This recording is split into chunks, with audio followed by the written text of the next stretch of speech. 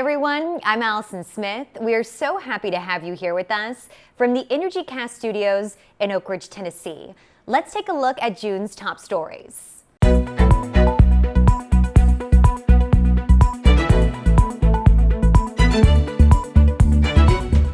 It's not often a dustpan makes headlines, but this new attachment for robotic equipment is helping crews at ORNL conduct cleanup faster.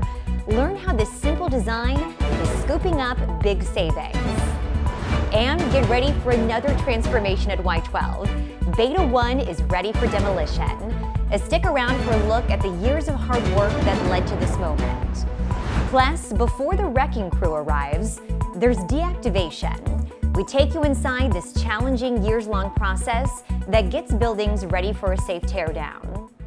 If you're interested in stories like these that take you inside Oak Ridge, give this video a like and hit subscribe so you never miss an update.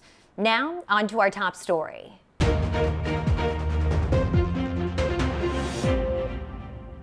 Sometimes the best ideas are the simplest. A tool you'd normally find in a utility closet is inspiring a new approach to cleanup at Oak Ridge National Laboratory.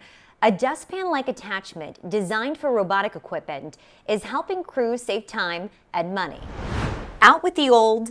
The plywood would break on us, so it didn't last long. And in with the new. We made it look like a dustpan, even put a handle on it. A simple idea is making a big difference at Oak Ridge National Laboratory.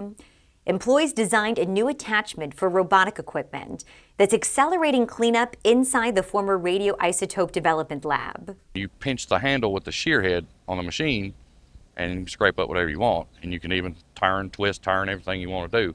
Crews are deactivating the facility's final hot cell. The work is performed using remotely controlled technology because of contamination levels inside. Before the new attachment, operators could only pick up one item at a time. Now they can scoop waste up in bulk that is packaged into drums for removal and disposal. We'd still be in there with the shear trying to pick up the little pieces, if it wouldn't have been for the dustpan idea. The result is faster cleanup, leading to a big return on a small investment. You just saved a ton of money, a lot of money, using this dustpan. About $500,000 to be exact. The idea grew out of a culture that encourages employees to find better ways to get the job done. They'll run around the table and say, what do you think? What do you think? Is this a good idea? Do we need to do it differently? They always ask. Workers built prototypes, tested designs, and collaborated across disciplines to bring the tool to life. If it'll make it better, make it better. And then running it back through the higher ups, showing them what they've done.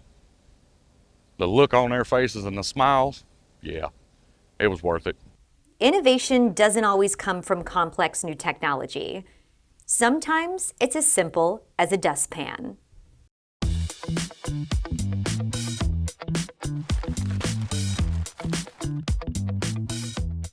Before a building can come down, a lot of work has to happen inside first. That's why I'm wearing this personal protective equipment. It protects workers as they remove hazards and prepare facilities for demolition. In this month's Talk to an Expert, we're taking a look at the deactivation process that makes cleanup possible. Demolition may get the most attention, but first, crews have to make a building safe to tear down. Deactivation is the process of getting a facility ready for demolition. Deactivation is often the longest part of a cleanup project. Teams disconnect utilities, identify potential hazards, and develop a plan to remove them. There's a variety of different and unique hazards associated with the historical processes that took place in that building. Those hazards can include radiological contamination, mercury, lead, beryllium, and other materials left behind from decades of operations. And many of them aren't visible. You may be able to put a meter on it, but you can't tell what type of radioactive material that is until you send it off for characterization. Crews collect samples and send them to labs to determine exactly what's inside a facility and how it needs to be handled. The primary portion of deactivation is getting rid of those other legacy materials that have a special waste disposition path and go to special landfills that don't go to a local on-site landfill. The larger the building, the more complex the job.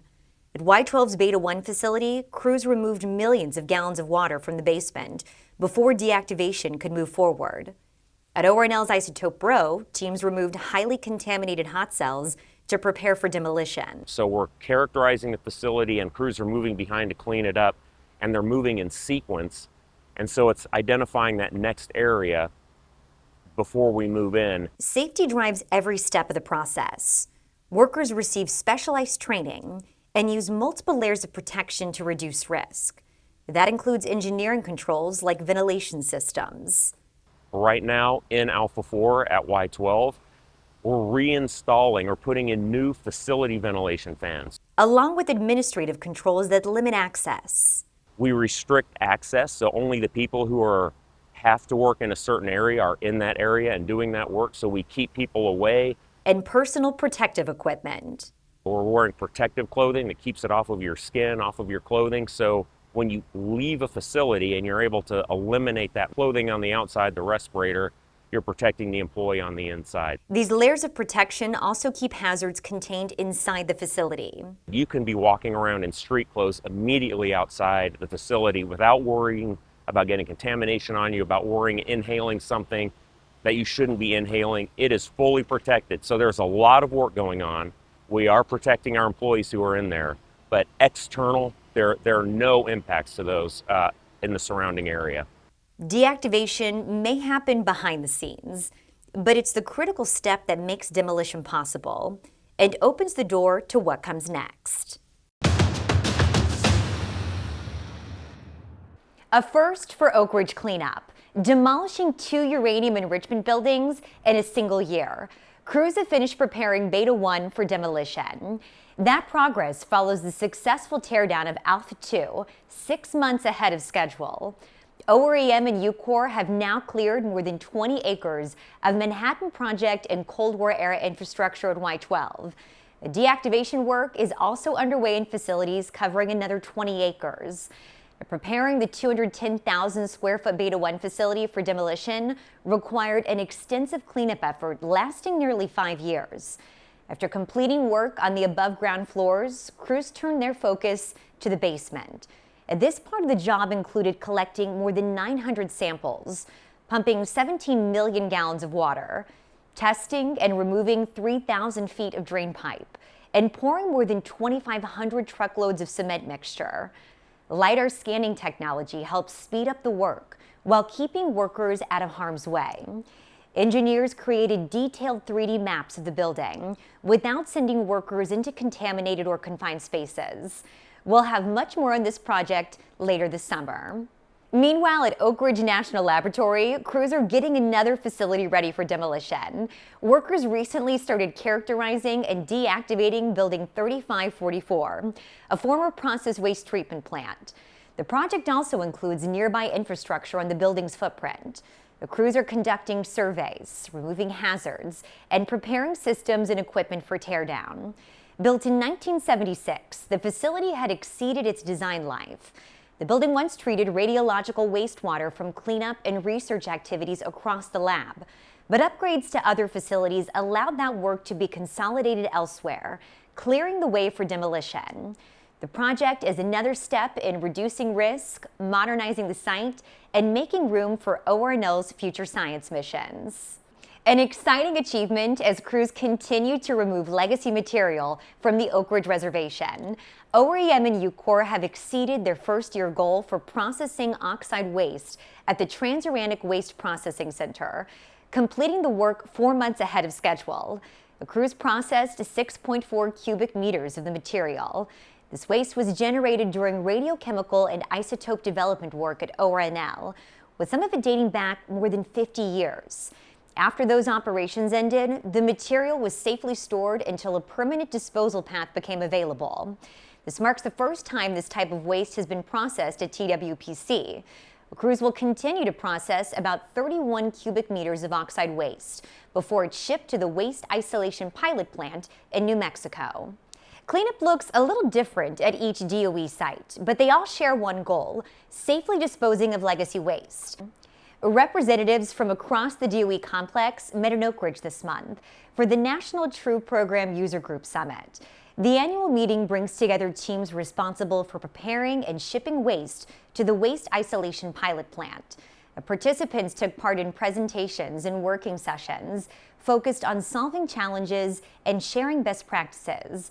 They also toured Oak Ridge's Transuranic Waste Processing Center to get a first-hand look at local operations. We find that a lot of the sites have similar issues, however, they're unique to each of the sites. So by collaborating, we can utilize the expertise that come to these meetings and find a path to finding solutions and how to get compliant waste stored over at the WIP in Carlsbad, New Mexico. The National TRUE program oversees how transuranic waste is characterized, packaged, and shipped from sites across the country. And before we go, be sure to connect with us on our socials. You can follow EM News on Facebook, LinkedIn, YouTube, and X for updates between episodes. Thank you so much for joining us. New episodes drop the last Wednesday of every month. Until then, you can catch up on past stories or share this one right here on our YouTube channel. We'll see you next month from the Energycast studio in Oak Ridge.